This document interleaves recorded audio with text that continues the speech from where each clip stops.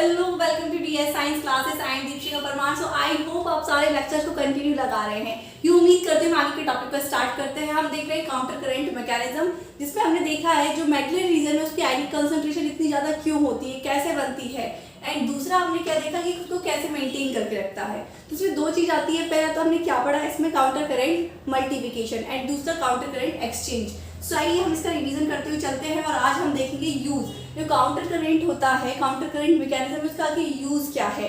And last topic फिर हमारा रहेगा यूरिया रिसाइकल। यूरिया रिसाइकल देखेंगे हम इस पे, ठीक है। सो आइए हम चलते हैं अपने टॉपिक को लेते हुए। हम देख रहे हैं काउंटर करंट मैकेनिज्म।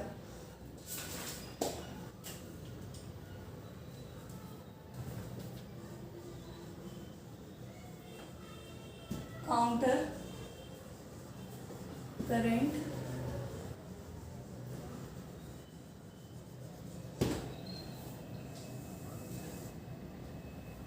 इसमें हमें दो चीजों को पढ़ना है। पहला तो क्या हमारा काउंटर करंट मल्टीप्लिकेशन,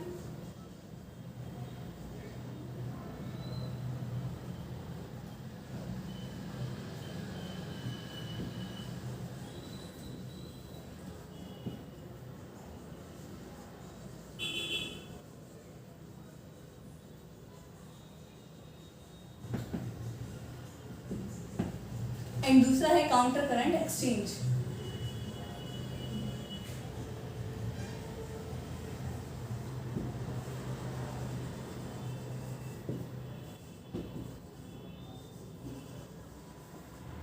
जिसमें हमने देखा है काउंटर करंट मल्टीप्लिकेशन है, इसमें हमने देखा है जो कंसंट्रेशन होती है मेटल रीजन की इतनी ज्यादा कैसे होती है। मतलब concentration of why medullary interstitial fluid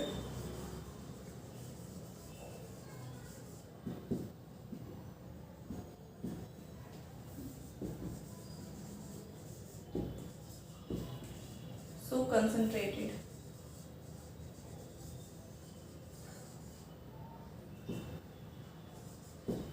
and how is it formed।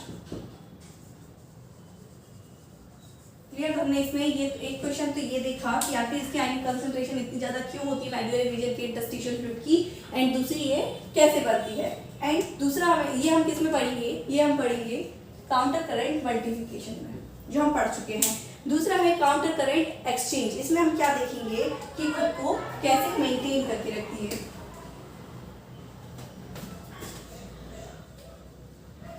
How is concentration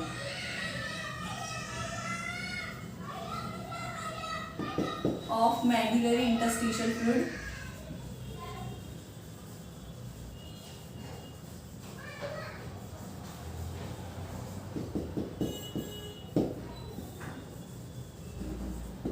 is maintained।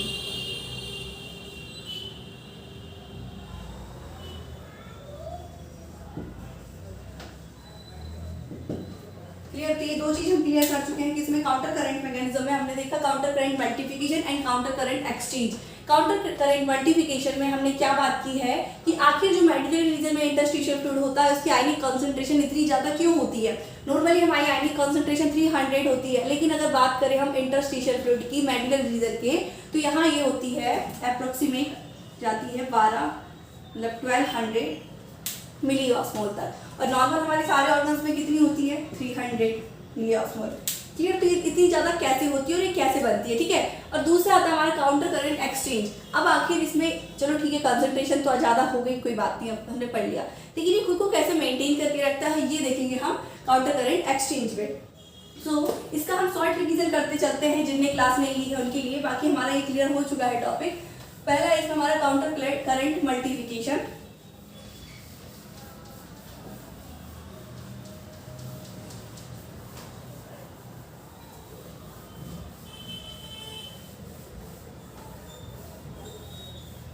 हम दोनों को ही शॉर्ट में लेते चलते हैं।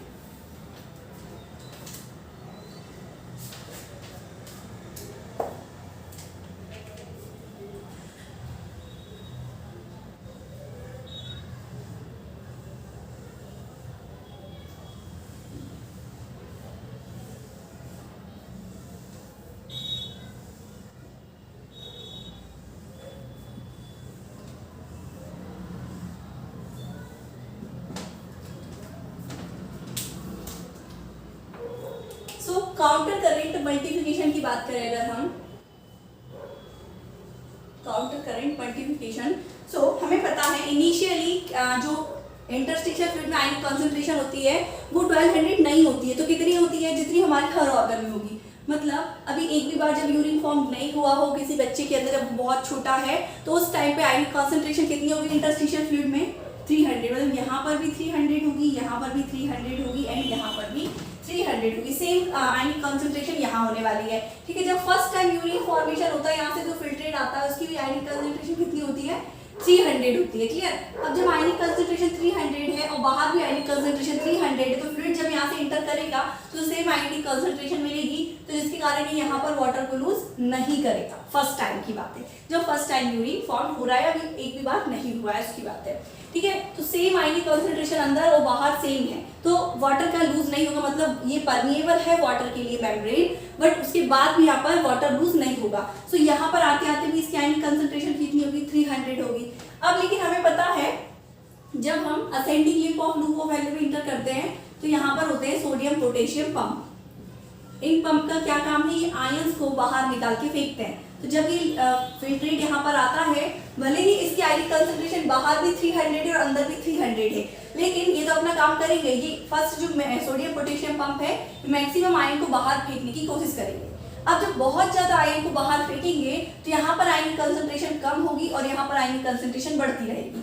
मतलब जो आयनिक कंसंट्रेशन इनिशियली हमारी 300 थी, अब वो यहाँ पर आ जाएगी 450। फिर इसके बाद ये आयन फेंकेंगे, लेकिन सबसे ज्यादा आयन जो फर्स्ट सोडियम पोटेशियम पंप है ये फेंक देगा। ठीक है, क्योंकि पहले बढ़ रहा है सोडियम पोटेशियम पंप, तो इसको ज्यादा से ज्यादा आयन फेंकने का मौका मिल गया है। अब ये जब फिल्ट्रेट ऊपर आएगा तो ये भी अपना काम करेंगे, सोडियम पोटेशियम पंप, ये भी आयन को बाहर फेंकेंगे। तो ऐसे चलते चलते जो आयन कंसंट्रेशन यहाँ 300 थी, कहाँ तक आ गई, 450 तक।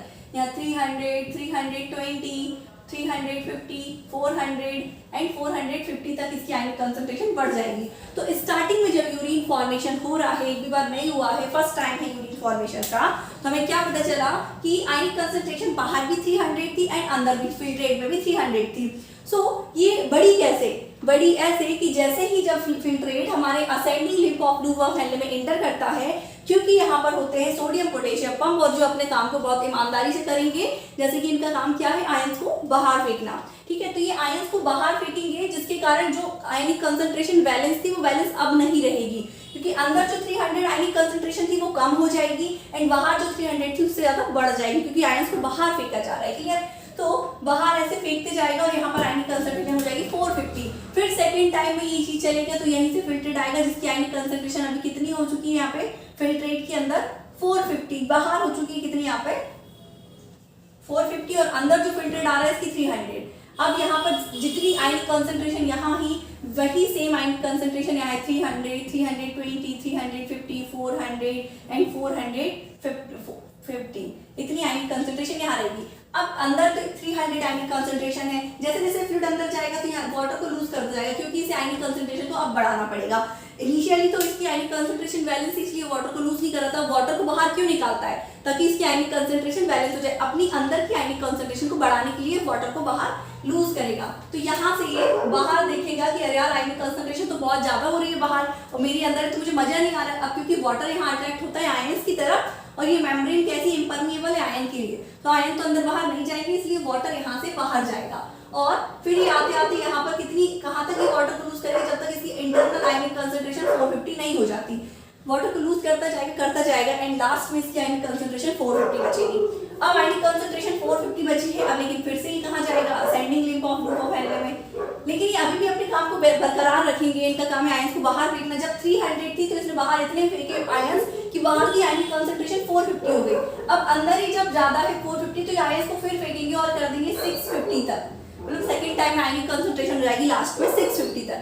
अब यहाँ पर आयनिक कंसंट्रेशन 650 हो गई 300 से बढ़ते, तो ये फिर से तीसरी बार जब फिल्ट्रेट आएगा तो ये अपनी आयनिक कंसंट्रेशन को बैलेंस करने के लिए और भी ज्यादा वाटर को लूज करेगा। और ये साइकिल जब तक चलता रहेगा जब तक इसकी आयनिक कंसंट्रेशन बाहर कितनी नहीं हो जाती, 1200 तक नहीं हो जाती, ये साइकिल चलता रहेगा। तो आपको ये समझ में आया, ये हमारा फर्स्ट काउंटर करंट मल्टीप्लिकेशन का आंसर मिल गया कि आखिर हमारी मेडुलरी रीजन में जो इंटरस्टिशियल फ्लूइड है उसमें आयनिक कंसंट्रेशन इतनी ज्यादा कैसे बनी। इनिशियली तो 300 थी, लेकिन जब फर्स्ट टाइम यूरिन फॉर्म हुआ था तो उस टाइम पे इसकी आयनिक कंसंट्रेशन थोड़ी बढ़ी, 450 तक बढ़ी। क्यों बढ़ी? क्योंकि असेंडिंग कॉलम में जो सोडियम पोटेशियम पंप पड़े हुए हैं ये क्या करते हैं, मैक्सिमम आयंस को बाहर फेंकेंगे। अब जब बाहर आयंस को फेंकेंगे तो आयनिक कंसंट्रेशन बाहर की तो बढ़ेगी और अंदर की कम होगी। जब बाहर की फर्स्ट टाइम बढ़ रही है तो सेकेंड टाइम जब फिल्ट्रेशन आएगा तो इसको और भी ज्यादा मौका मिल जाएगा कंसंट्रेशन को बैलेंस करने के लिए, अपने आयंस को बाहर फेंकने का। तो ये ऐसे साइकिल जब तक चलता रहेगा जब तक कि 1200 तक इसकी आयनिक कंसंट्रेशन नहीं हो जाती। तो काउंटर करंट मल्टीप्लिकेशन में हमने देखा कि आयनिक कंसंट्रेशन इतनी ज्यादा कैसे हो जाती है। क्लियर? अब दूसरा है हमारा इसमें काउंटर करंट एक्सचेंज। ये हमारा है काउंटर करंट एक्सचेंज। अब काउंटर करंट एक्सचेंज में क्या होता है, क्लियरली समझिए, इसको मैं रफ कर रही हूं ताकि आपको इजीली समझ में आ जाए।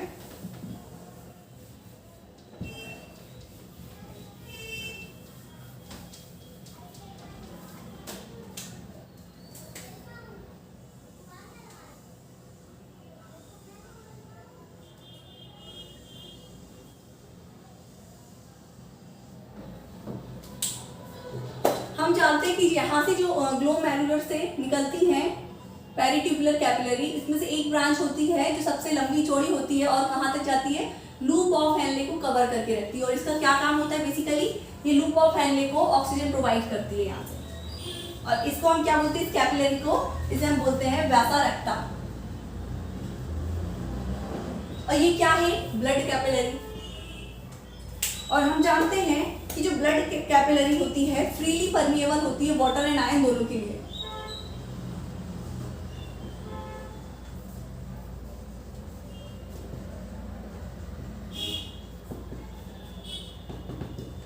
मतलब ये आयंस एंड वाटर दोनों के लिए ही फ्रीली परमिएबल है।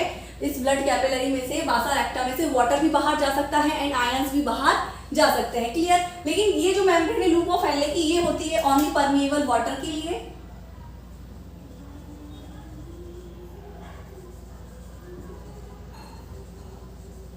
एंड ये होती है ओनली परमिएबल आयन के लिए।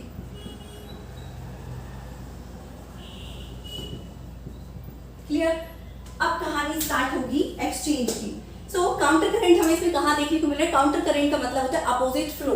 सो अभी फिल्ट्रेट इस डायरेक्शन में फ्लो हो रहा है and ascending link of loop of Henle में इस डायरेक्शन में, तो ये दोनों ही अपोजिट फ्लो है। तो एक काउंटर करंट हमें यहाँ देखने को मिला था एंड दूसरा वासा रेक्टा, अगर ये जो वासा रेक्टा है डिसेंडिंग लिंक ऑफ वासा रेक्टा, इसका डायरेक्शन फ्लो ऐसा है एंड जबकि असेंडिंग लिंक ऑफ वासा रेक्टा का डायरेक्शन इसका अपोजिट है। दूसरा काउंटर करंट हमें वासा रेक्टा के बीच में देखने को मिला एंड तीसरा हमें लूप ऑफ हेनले एंड वासा रेक्टा के बीच में काउंटर करंट देखने को मिला। तो ये है काउंटर करंट, मतलब अपोजिट फ्लो।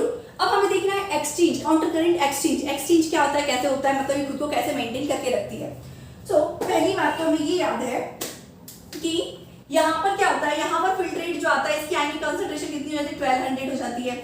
जब 1200 इसकी आयनिक कंसंट्रेशन होती है तो क्या होता है, यहाँ पर लगे होते हैं सोडियम पोटेशियम पंप और इनका क्या काम होता है, आयंस को बाहर फेंकना। तो यहाँ से ये आयंस को ऐसे बाहर फेंकेंगे। ये क्या है, आयंस, क्योंकि आयंस के लिए परमिएबल है, वाटर के लिए इम्परमिएबल है और ये दोनों के लिए ही इम्परमिएबल है। अब स्टार्टिंग की बात करें तो वासा रेक्टा में हमारी आयनिक कंसंट्रेशन होती है 300, क्योंकि हमारे ब्लड में बेसिकली आयनिक कंसंट्रेशन 300 ही होती है। तो ये तो अभी 300 में इंटर कर रहा है। अब जब जैसे ये मेडुला में इंटर करेगा तो मेडुला में ये देखेगा यहाँ पर इसकी आयनिक कंसंट्रेशन 300 और यहाँ पर जब जैसे ही इंटर नीचे करेगा तो यहाँ पर इसको आयनिक कंसंट्रेशन बड़ी मिली, 300 थी, फिर 400, फिर 500, 600, 800, 1000 और ऐसे चलते चलते 1200 तक इसकी आयनिक कंसंट्रेशन बढ़ती जाएगी। क्लियर? तो जैसे ये फिल्ट्रेट मतलब ये ब्लड जो है इसका नीचे आएगा तो अंदर तो इसकी आयनिक कंसंट्रेशन 300 है एंड बाहर इसकी आयनिक कंसंट्रेशन कितनी है, 400। तो अब इसको दिक्कत हो गई भैया कि बाहर आयनिक कंसंट्रेशन इतनी ज्यादा अंदर इतनी कम, तो ये क्या करेगा, ये तो दोनों के लिए ही इम्परमिएबल है। तो बाहर आयंस ज्यादा है इसलिए आयंस तो अंदर बाहर जा सकते हैं, वाटर भी अंदर बाहर जा सकता है। तो ये क्या करेगा, जो इसके लिए इजी है, बाहर इसे आयंस ज्यादा मिल रहे हैं और इसको अपनी आयनिक कंसंट्रेशन बैलेंस करना है, तो ये बाहर से आयंस को लेगा अंदर। क्या लेगा, बाहर से आयंस को अंदर लेगा। क्लियर? इन आयंस को बाहर से अंदर लेगा एंड यहाँ से वाटर को लूज करेगा। वाटर को लूज करेगा तो इसकी आयनिक कंसंट्रेशन बढ़ती जाएगी, क्योंकि जैसे जैसे ये आयंस को अंदर लेते जाएगा और वाटर को बाहर फेंकते जाएगा तो इसकी आयनिक कंसंट्रेशन बैलेंस हो जाएगी। क्लियर? तो यहाँ पर आते आते आते ये जो ब्लड है इसकी आयनिक कंसंट्रेशन कितनी तक पहुंच चुकी है? 1200 तक। मतलब इसका मतलब ये आयंस इतने सारे इसके पास हो चुके कि आयंस के लिए करोड़पति बन चुका है, क्योंकि यहाँ पर इसकी आयन ये मतलब कोशिश कर रहा है आयंस को चुराने की। यहाँ से यहाँ पर 300, 400, 500, 600, 1200 तक आयनिक कंसंट्रेशन थी। इसको अपनी आयनिक कंसंट्रेशन बढ़ानी, ये लालच में आ गया कि बाहर आयनिक कंसंट्रेशन इतनी ज्यादा है तो क्यों ना मैं भी अपनी आयनिक कंसंट्रेशन को बढ़ा दूं।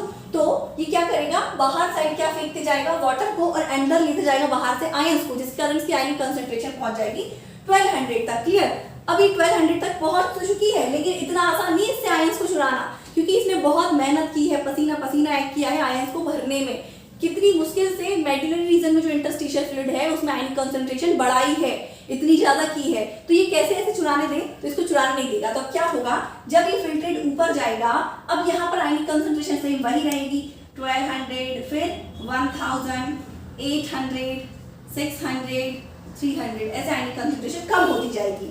क्लियर? अब ये फिल्ट्रेट जैसे ही ऊपर आएगा तो अब दिक्कत वाली बात है, अभी तो 1200 थी लेकिन ये ऊपर आया तो यहाँ पे अरे 1000 मिल गई। अब दिक्कत वाली बात ये हो गई कि इतने ज्यादा आयंस को ले जाना इम्पॉसिबल है। अभी से ना चाहते हुए आयंस को यहाँ पर क्या करना पड़ेगा, देना पड़ेगा। अभी ये आयंस ले रहा था, अब ये आयंस यहाँ से देना स्टार्ट कर देगा एंड वाटर को अंदर लेने लगेगा। क्लियर? ऐसे आयंस देते देते देते इसकी आयनिक कंसंट्रेशन हो जाएगी 300। इसका मतलब ये है कि इसने एक भी आयन चुरा नहीं पाया, इसने कोशिश तो बहुत की और 1200 तक इसने भर भी लिए थे, अपनी आयनिक कंसंट्रेशन को मेंटेन भी कर लिया था। उसके बाद भी ये अफसोस की आयंस को एक भी ज्यादा नहीं ले जा पाया, क्योंकि ये इसकी पसीने की कमाई है, मेहनत की कमाई है। आयंस को इसने बड़ी मुश्किल में कलेक्ट की है मेडुला ने। ठीक है, तो इसको ऐसे नहीं ले जाने देगा। अब बात कर रहे हैं हम काउंटर करंट एक्सचेंज की। ये जो आयंस है इसके अंदर कब इंटर कर रहे हैं और कैसे कर रहे हैं? देखिए मैंने क्या बोला, यहाँ पर इसकी आयनिक कंसंट्रेशन 1200 है और ये फिल्ट्रेट जैसे ही ऊपर आएगा तो ये सोडियम पोटेशियम पंप यहाँ से आयंस फेंकने लगेंगे। जो आयंस यहाँ से फेंके जा रहे हैं यहाँ पर, वो वही आयंस को ये कैच कर रहा है। कौन? वासारेक्टा आयंस अंदर ले रहा है ना इस रीजन में, यहाँ पे वासारेक्टा आयंस अंदर ले रहा है। तो जो सोडियम पोटेशियम पंप आयन को बाहर भेज रहे हैं इंटरस्टिशियल फ्लूइड में, वही आयंस वासारेक्टा के अंदर इंटर कर रहे हैं और इसी को हम क्या बोलते हैं? Counter current exchange. Counter current exchange. Clear? ये हमारा पुराना टॉपिक क्लियर हो चुका है कि जो ascending limb of loop of Henry है, ये आयंस को फेंकेगा एंड वही आयंस को कौन टैग करेगा? टैग एंड कहां पर? Descending limb of vasa recta. तो इसी को हम क्या बोल रहे हैं? Counter current exchange. क्लियर है? तो ये हमारा counter current multiplication and counter current exchange खत्म हो चुका है। अब हम देखेंगे काउंटर करंट का आखिर यूज क्या है, क्यों काउंटर करंट जरूरी है।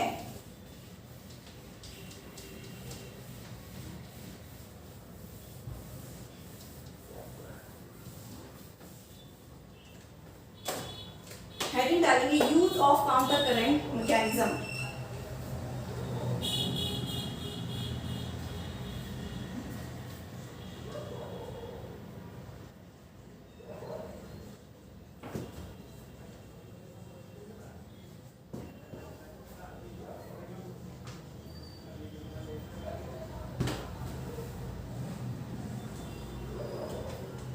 तो इसका यूज क्या है, क्यों काउंटर करंट मैकेनिज्म हम पढ़ रहे हैं, क्या करता है ये counter current?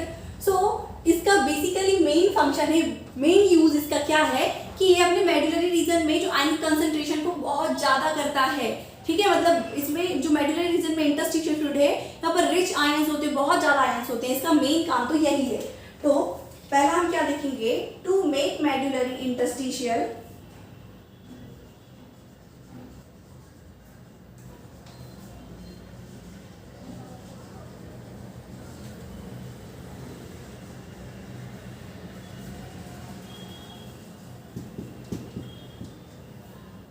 fluid rich in ions।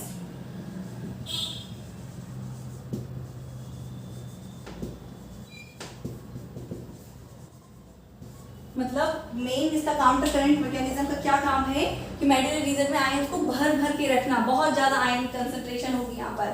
ठीक है, अब कैसे होगी, क्यों होगी, तो ये देखिए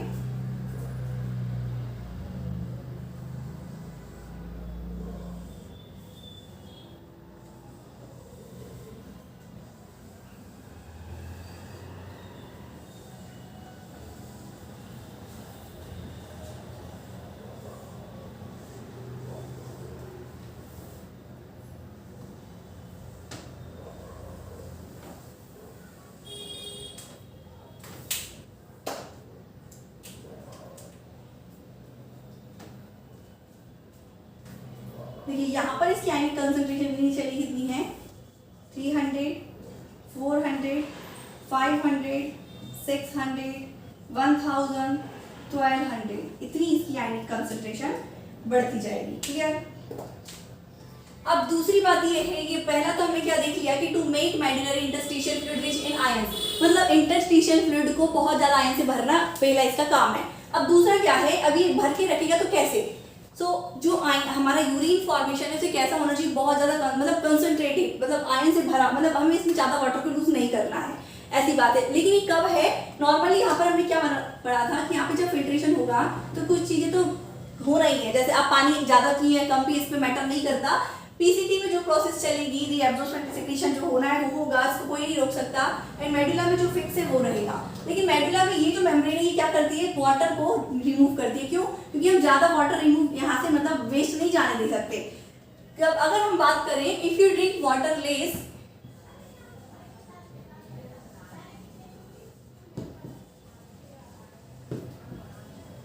जब आप पानी कम पिएंगे तो आप पे क्या, रास एक्टिवेट हो जाएगा। कौन एक्टिवेट हो जाएगा, रास। रास तो आपने पढ़ा है ना, रेनिन, एडिन और क्या वो हार्मोन्स था, एक तो रास था, दूसरा हमारा था याद नहीं आ रहा क्या था रास का पूरा फुल फॉर्म। अगर हम बात करें रास की,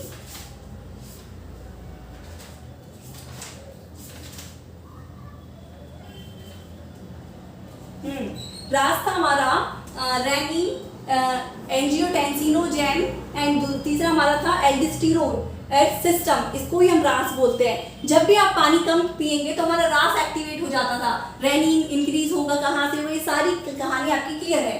क्लियर। अब हम बात करते हैं यहाँ से कि जब आप पानी कम पिएंगे तो आपका रास एक्टिवेट होगा, जिसके कारण से आपका ADH रिलीज होगा, जिसका फुल फॉर्म क्या है, ADH का एंटी डायूरेटिक हॉर्मोन्स। ये क्या करता है, ये अटैक करेगा कहाँ पर, कलेक्टिंग डक्ट पर, और कलेक्टिंग डक्ट पर बना देगा, ये चैनल लगा देगा प्रोटीन्स के। ये इसके कारण क्या होगा, ये जो कलेक्टिंग डक्ट है परमिएबल हो जाएगी वाटर के लिए, और इन्हें हम क्या बोलते हैं, एक्वापोरिन। क्लियर। सो ये तो हो जाएगी हमारी कहानी इसकी, मतलब जब आप पानी कम पिएंगे तो आयनिक कंसंट्रेशन जो बाहर है वो तो वही बनी रहेगी। सो बाहर आपकी बॉडी में ब्लड में वाटर को मेंटेन करने के लिए क्या होगा, यहाँ से तो वाटर निकलेगा ही, लेकिन जो डीसीटी है यहाँ से वाटर रिलीज होगा। कैसे, जब आपका रास एक्टिवेट होगा तो एडीएच रिलीज होगा, मतलब एंटी डायबिटिक हॉर्मोन्स, जिसके कारण यहाँ पर डीसीटी एंड कलेक्टिव दोनों में ही क्या एक्वापोरिन लग जाएंगे, जिसके कारण ये मेम्ब्रेन वाटर के लिए परमिएबल हो जाएगी। अब ये वाटर के लिए परमिएबल होगी तो वाटर यहाँ से निकल के कहाँ चला जाएगा, ब्लड में, और जो यूरिन फॉर्म होगा वो कैसा होगा, कंसंट्रेटेड।